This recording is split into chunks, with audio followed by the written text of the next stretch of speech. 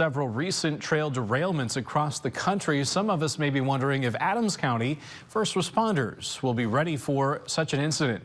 According to the County Emergency Management Director, his staff has multiple plans in place depending upon the scope of the incident.